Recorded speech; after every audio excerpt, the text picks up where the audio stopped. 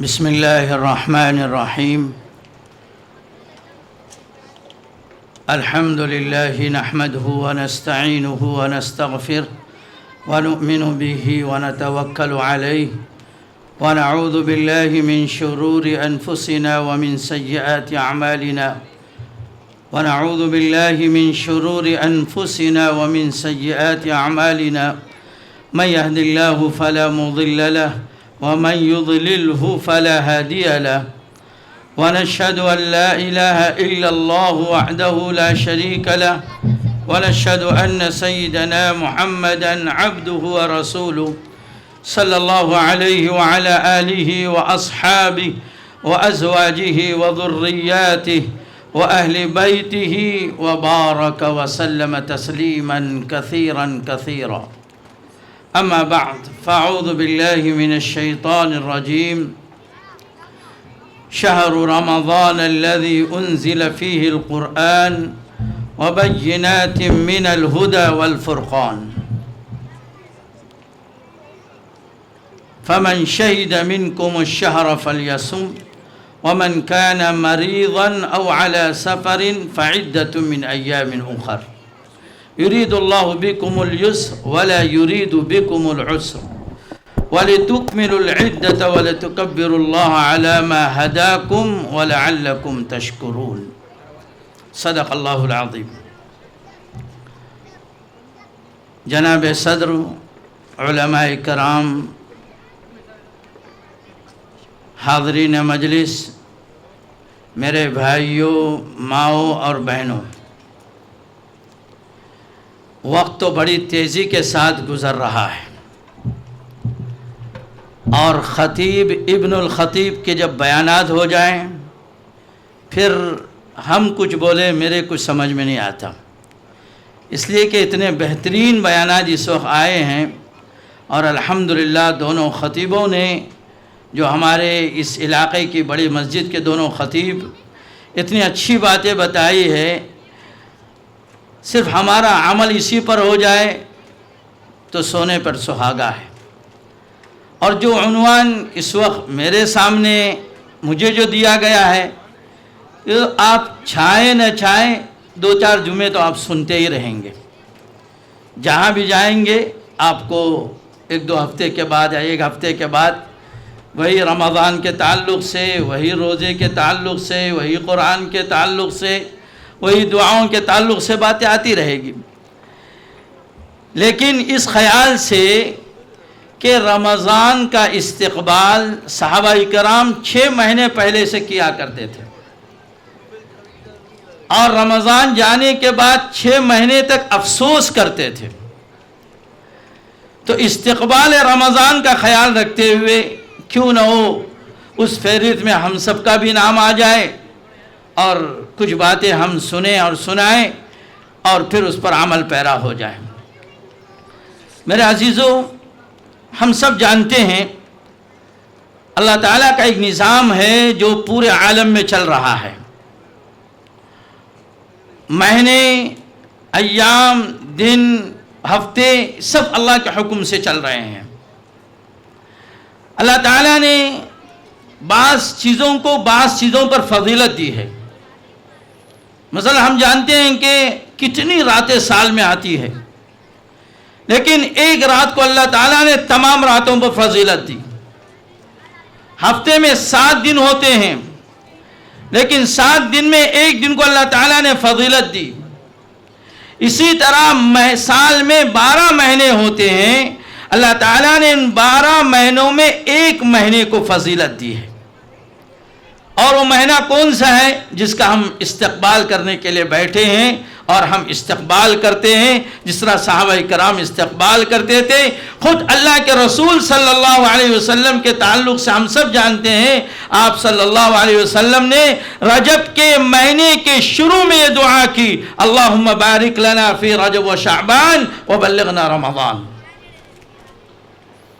یا اللہ، رجب اور شعبان کے مہینے میں ہماری عمر میں برکت عطا فرما اور ہمیں رمضان تک پہنچا دے. کیا بات تھی! اللہ کے رسول صلی اللہ علیہ وسلم نے اس دعا کو کیوں کیا؟ اور کسی مہینے کے تعلق سے اللہ کے رسول کی دعا نہیں ہے؟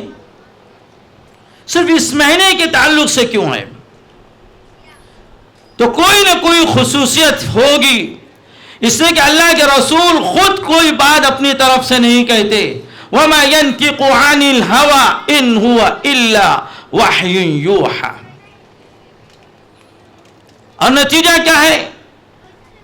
آج اللہ کے رسول صلی اللہ علیہ وسلم کے وفات کے تقریباً 1400 سال گزر گئے، آج تک آپ کی بتائی ہوئی ایک ایک بات حدیث پاک میں موجود ہے، کتابوں میں محفوظ ہے.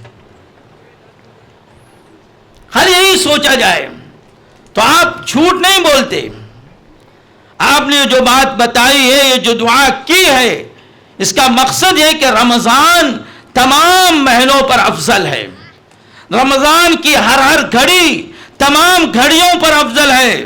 رمضان کی ہر رات تمام راتوں پر افضل ہے. رمضان کا ہر دن تمام دنوں پر افضل ہے.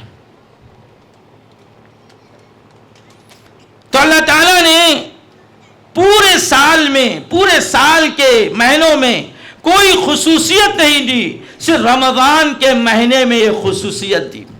وہ کیا ہے؟ وہ ہے روزہ. اور یہ روزہ صرف ہمارے لیے نہیں، اس سے پہلے امتوں کو بھی روزہ ملا ہے. اللہ نے قرآن میں فرمایا یا ایھا الذین آمنوا کتب علیکم الصیام کما کتب علی الذین من قبلکم لعلکم تتقون. اے ایمان والو، تم پر روزے فرض کر دیے گئے. فرض آپ جانتے ہیں نا، ہم سب جانتے ہیں فرض کسے کہتے ہیں. فرض ہونے کے بعد پھر کوئی چھٹکارا ہی نہیں. آپ ایمان والے ہیں، آپ مسلمان ہیں، آپ بالغ ہیں، آپ طاقت رکھتے ہیں، بس آپ پر روزے فرض. آپ کسی بہانے سے بھی اگر روزہ چھوڑیں گے تو آپ گنہگار ہوں گے، ہم سب گنہگار ہوں گے. اللہ نے روزے کی فضیلت اتنی رکھی ہے، حضور اقدس صلی اللہ علیہ وسلم نے فرمایا جان بوجھ کر ایک روزہ چھوڑو گے، زندگی بھر اس کی ادائیگی کرنا چاہو تو نہیں کر سکو گے، جان بوجھ کر چھوڑو گے تو. اب کوئی کہے میں بیمار ہوں، مجھ سے روزہ نہیں ہوتا، مجھے تکلیف ہے. حقیقت حال اللہ جانتا ہے، کس کو کیا تکلیف ہے اللہ جانتا ہے. آج کتنی ہماری مائیں ہیں، کتنے ہمارے باپ ہیں جن کی عمریں 70-80 سال ہو گئی، آج تک انہوں نے ایک روزہ بھی نہیں چھوڑا اور مستقل روزہ رکھ رہے ہیں. حضرت مولانا علی میاں رحمۃ اللہ علیہ انتقال کے وقت تقریباً 85 سال تھی. اس وقت جب آپ کا انتقال ہو رہا ہے، اس وقت آپ روزے پر تھے. جمعے کا دن تھا، 23 رات تھی اور آپ روزے پر تھے، جبکہ آپ بیمار تھے. اس وقت بڑے بڑے ڈاکٹر پوری مشینوں کے ساتھ رائے بریلی پہنچے ہوئے تھے، اور وہ رمضان کا مہینہ تھا. آپ نے اپنا پورا رمضان کا مہینہ رائے بریلی میں گزارا، لیکن اس سال میں آپ 20 دن ندوے میں رہے. آخری عشر رمضان کا رائے بریلی میں جا کے گزارا. جو اللہ جس کو قبول کرتا ہے، اللہ اس سے محبت بھی کرتا ہے. تو یہ مبارک مہینہ اللہ ہم کو عطا کر رہا ہے، ہمیں اس کی پہلے تو قدر کرنی چاہیے، اور آج ہی سے ہماری یہ دعائیں ہونی چاہیے اللہ ہمارے لیے روزے آسان کر دے. میرے عزیزوں، میں عموماً اپنے بیانات میں بات کہتا ہوں، اور بہت سے لوگ آپ جانتے ہیں، آپ سب ہمارے محلے والے ہیں. آپ اپنا پورا سال جیسا بھی گزر جائے، لیکن مبارک اس مہینے کی آپ ہم سب قدر کر کے ایسا گزارے تاکہ اللہ کو ہم پر رشک آ جائے، محبت آ جائے، چاہت آ جائے. جیسے اللہ تعالیٰ نے حکم دیا ہے اور اعلان کیا ہے، جو روزے دار ہوں گے، جو اس مہینے کی قدر کریں گے، اللہ کے ہاں کل وہ بخشائے جائیں گے. اس کا بدلہ حدیث پاک کے ذریعے اور قرآن پاک کے ذریعے معلوم ہوتا ہے، لیکن آپ کتابیں چھان ڈالیے، روزے کا کیا بدلہ ہے کہیں بھی لکھا ہوا نہیں ہے۔ اللہ کے رسول صلی اللہ علیہ وسلم نے فرمایا، اللہ کہتا ہے الصوم لی وانا اجزی بہ، روزہ میرے لیے اور میں جو بدلہ چاہوں گا دوں گا۔ ہمیں آپ سب کو معلوم ہے جنت کے بڑے بڑے دروازے ہیں، بڑے بڑے دروازے، لیکن 8 دروازوں کا تذکرہ ملتا ہے۔ ہر ایک چاہے گا کہ اس 8 دروازے میں ہمیں بھی جانے کا موقع مل جائے۔ اس میں ایک دروازہ جو ہے جس کو باب الریان کہا جاتا ہے، اس دروازے سے وہی لوگ جائیں گے جنہوں نے روزے کا اہتمام کیا ہے، اپنے روزے کی حفاظت کی ہے اور روزے کو رکھا ہے۔ ایسے ہی لوگ اس دروازے سے جائیں گے اور جانے والوں کو دوسرے لوگ دیکھ کر افسوس کریں گے، کاش مجھے بھی اس دروازے جانے کا موقع ملتا، لیکن ہمارے اختیار میں نہیں۔ تو میرے عزیزوں، یہ مبارک مہینہ بڑی تیزی کے ساتھ آتا ہے، تیزی کے ساتھ جاتا ہے۔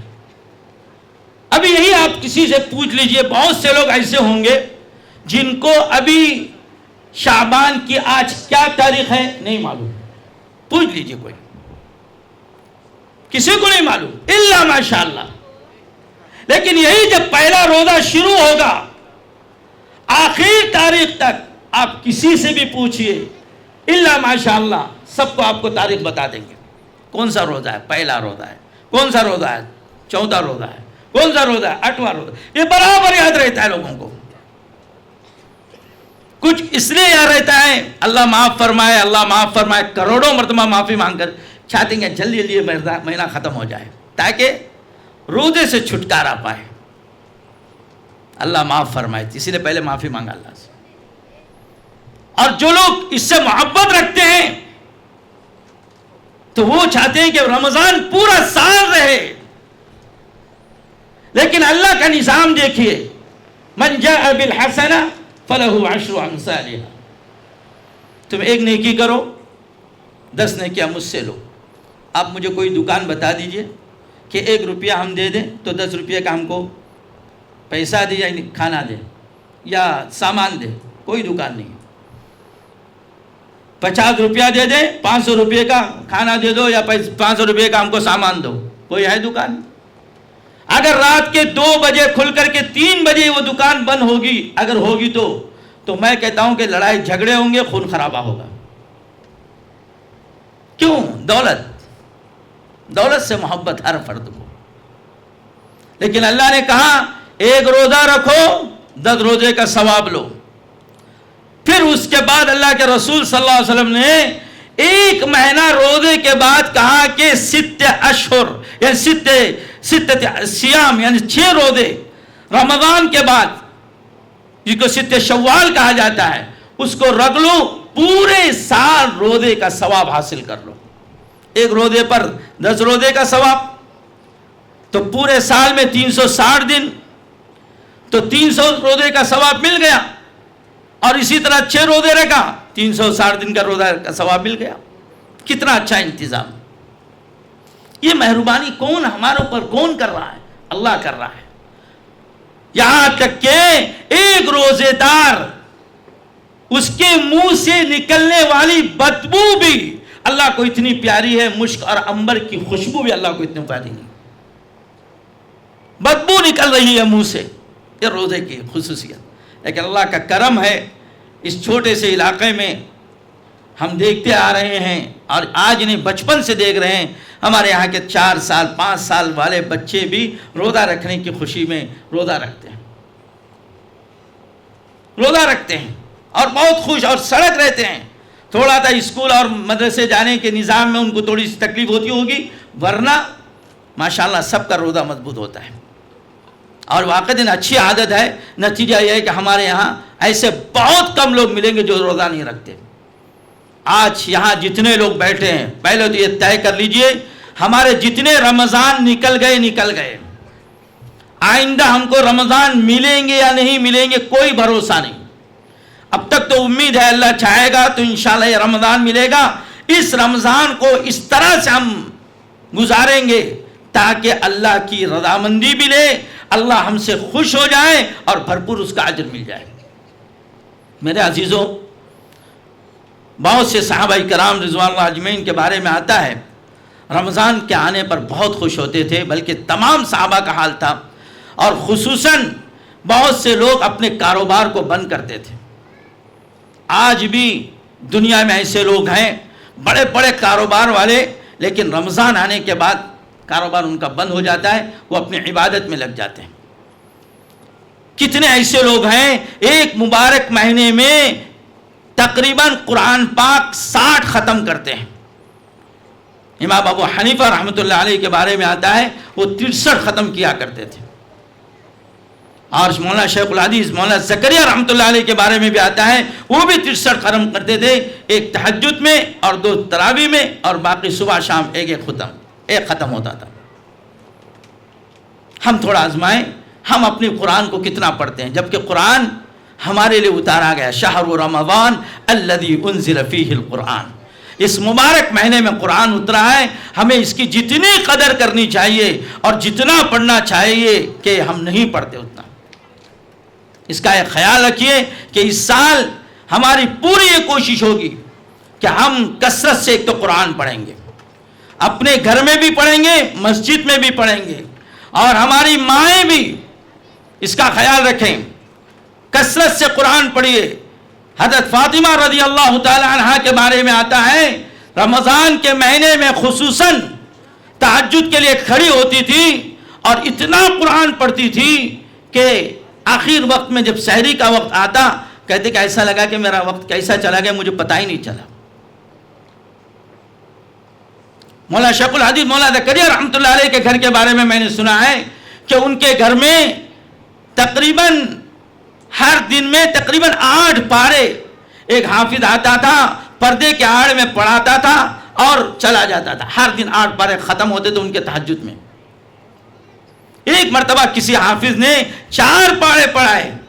جب حضرت سحری کے لیے گھر میں گئے تو لوگوں نے, عورتوں نے کہا حضرت آپ آج کس کو بھیجے تھے جو 4 پارے پڑھ کر کے چلا گیا, یعنی 8 پارے پڑھنے کی جگہ 4 پارے پڑھے, ان کو برداشت نہیں.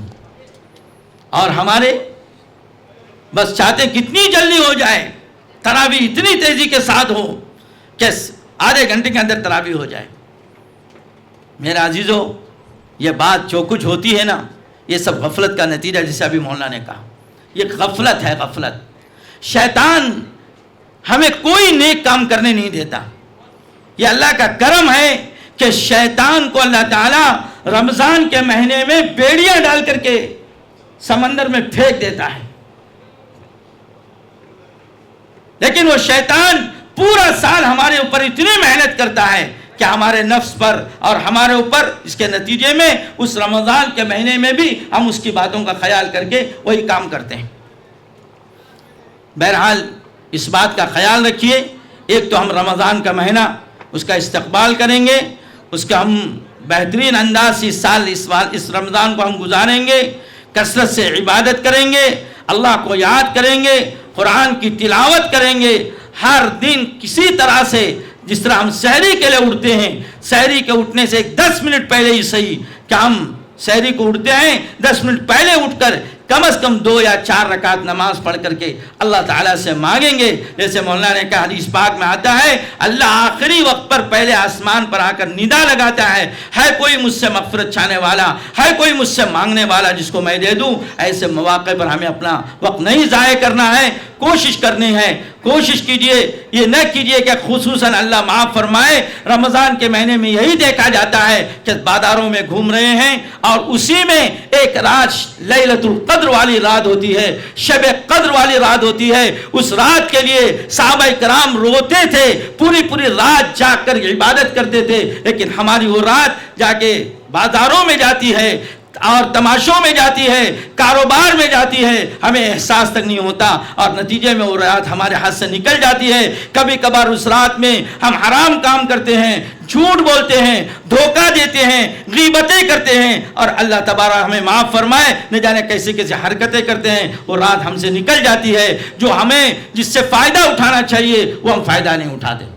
لہذا اس کی کوشش کیجئے، اس رات کی تلاش کیجئے۔ اس رات کی تلاش کرنے کا اللہ تعالیٰ کا حکم ہے، اللہ کے رسول صلی اللہ علیہ وسلم کا حکم ہے۔ وہ رات صرف ایک رات ہے جو تمام راتوں پر افضل ہے، وہ آخری عشرے میں ہوتی ہے۔ کوشش کیجئے کہ آخری عشرہ ہمارا پورا رات دن اللہ کے گھر میں گزر جائے، اللہ کی عبادت میں گزر جائے، اور وہ رات ہمیں مل جائے تاکہ اس رات کے اثرات پورے سال بھر ہم پر پڑ جائے۔ اللہ تعالیٰ سے دعا ہے اللہ صحیح معنوں میں اس مبارک مہینے کی قدر کرنے کی توفیق عطا فرمائے، اس کا استقبال کرنے کی توفیق عطا فرمائے، اور جس طرح سے صحابہ اور حضرت محمد مصطفیٰ صلی اللہ علیہ وسلم نے عبادت کی اس مہینے میں، ہمیں بھی اسی طرح عبادت کرنے کی توفیق نصیب فرمائے۔ ہمارے آنکھ، کان، ہاتھ، پیر سب کی اور زبان کی اللہ حفاظت فرمائے۔ اس کا خیال کیجئے اور اس مبارک مہینے کی قدر کیجئے۔ اللہ سے ابھی سے دعا کرتے رہیے کہ اللہ یہ مبارک مہینہ عطا فرمائے۔ بس اتنی بات پر میں اپنی بات کو ختم کرتا ہوں اور اللہ سے دعا کرتا ہوں اللہ یہ مبارک مہینہ ہم سب کو عطا فرمائے اور ہمیں صحیح معنوں میں اس کی قدر کرنے کی توفیق عطا فرمائے اور کثرت سے ہم سے عبادت کروائے۔ وما علینا الا البلاغ وآخر دعوانا ان الحمد للہ رب العالمین۔